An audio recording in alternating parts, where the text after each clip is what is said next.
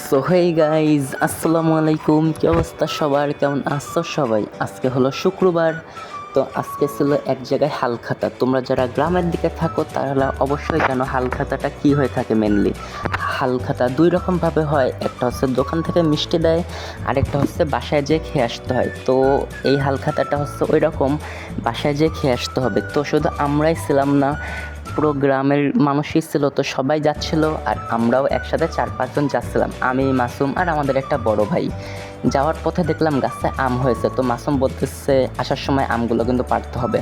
তো আমরা বাসার সামনে চলে আসলাম, আর এই এলাকারও কিছু ক্লোজ বড় ভাইদের সাথেও দেখা হয়ে গেল। তারপরে আমরা লেট না করে বাসার ভিতরের দিকে যাচ্ছিলাম, কারণ কি আমরা অনেক লেট করে ফেলেছিলাম, অনেকেই আগে আগে চলে এসেছিলো। এরপর আমরা যাচ্ছি আর ওপরে আম দেখতেছিলাম।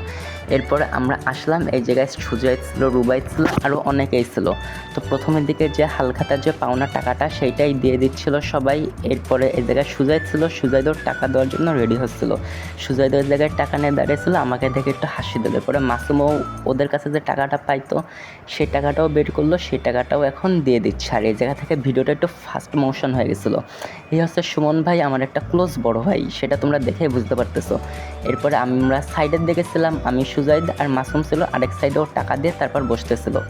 এই দিকে অনেকেই বসে পড়ছিল শুরুর দিকে, আমরা হচ্ছে এই সাইডের দিকে শেষের দিকে বসছিলাম, কারণ কি এই দিকে একটু ছায়া ছিল আর ওই দিকে অনেক রোদ ছিল আর এমনি গরম। এরপর আমাদেরকে এসে একজন প্লেট দিয়ে গেল, আরেকজন প্লেট নিয়ে কী শুরু করছে, বলতেছে এই প্লেট ভালো না, এই প্লেট ময়লা, এই প্লেট ফাটা, এই প্লেট পাল্টে দাও। এই একটা প্লেটও কমসে কম 5বার বদলাইছে। তারপরে বলে না থাক, এই প্লেটটাতে খাই। তারপরে সুমন ভাই এসে আমাদের ভাত দিয়ে যাচ্ছিল, বলতেছিল এতে কি হবে নাকি পুরো গামলাটাই লিখে দেবো। বললাম আরে না, এত ভাত কি খাই নাকি আমরা, এতেই হবে, এইটুকুই দাও। তা বলল আচ্ছা ঠিক আছে। এইদিকে সুজাই ছিল, মাঝখানে রুবাই ছিল, এই সাইডে আমি ছিলাম। তারপরে একটা কাকু এসে ওই দিক থেকে তরকারি দিতে দিতে আসতেছিল, যেহেতু আমরা শেষের দিকে ছিলাম মেনলি ভিডিও করার জন্য, না হলে শুরুর দিকে থাকলে আমরা ভালো মতন ভিডিও করতে পারতাম না। তো এইটা ছিল আলুর দো পিজা, তোমরা সবাই জানো আলুর দো পিজাটা খেতে কেমন। তারপরে আমাদেরকে দিয়ে গেল, তো আমরা আর বেশি সময় নষ্ট না করে তাড়াতাড়ি খাওয়া শুরু করে দিয়েছিলাম। যদিও গরম ছিল, দুপুরবেলা ছিল, রোদ ছিল, সব কিছু একসাথেই ছিল। তারপরে আমি গুনতেছিলাম আমার প্লেটে কয়টা আলু পড়লো, এরপরে দেখলাম অনেকগুলোই পড়ছে, রুবাইদেরও অনেকগুলোই পড়ছিল।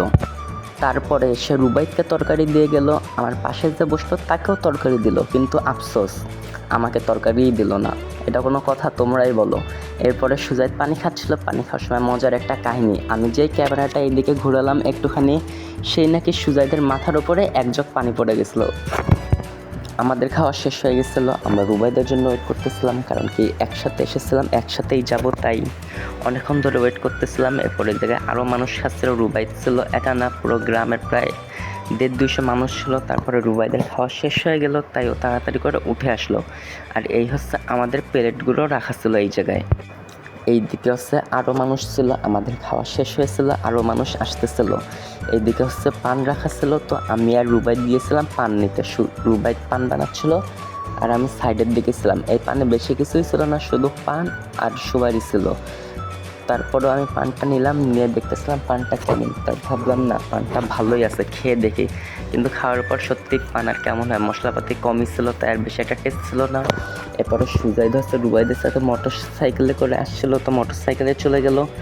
আমি আর মাসুম বললো কি আমি হাত ধুই না, এরপরে ও যে একটা কল থেকে হাত ধুয়ে নিল। তারপরে আমি, মাসুম, সালাম, আমরা যে 4-5 জন আসছিলাম একসাথে, আমরা সেই 4-5 জন চলে যাচ্ছিলাম। তো তোমাদের কাছে ব্লগটা কেমন লেগেছে অবশ্যই কমেন্ট করে জানাবা।